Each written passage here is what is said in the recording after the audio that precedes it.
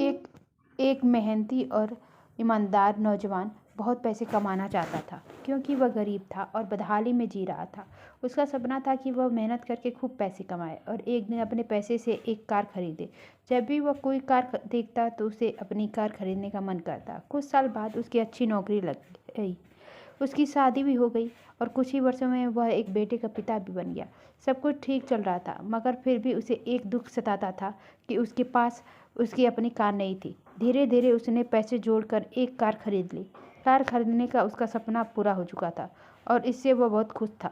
वह कार की बहुत अच्छी तरह देखभाल करता था और उससे शान से घूमता था।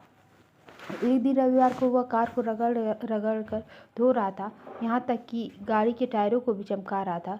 उसका 5 वर्षीय बेटा भी उसके साथ था। बेटा भी पिता के आगे पीछे घूम घूम कर कार को साफ होते देख रहा था। कार धोते धोते अचानक उस आदमी ने देखा कि उसका बेटा कार के बोनट पर किसी चीज़ से खुरच खुरच कर कुछ लिख रहा है। यह देखते ही उसे बहुत गुस्सा आया।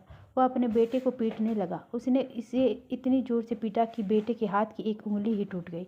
दरअसल वह आदमी अपनी कार को बहुत चाहता था और वह बेटे की इस शरारत को बर्दाश्त नहीं कर सका। बाद में जब उसका गुस्सा कुछ कम हुआ तो उसने सोचा कि जाकर देखूं कि कार में कितनी खरोंच लगी है। कार के पास जाकर देखने पर उसके होश उड़ गए। उसे खुद पर बहुत गुस्सा आ रहा था। वह फूट फूट कर रोने लगा। कार पर उसके बेटे ने खुरच कर लिखा था, पापा आई लव यू।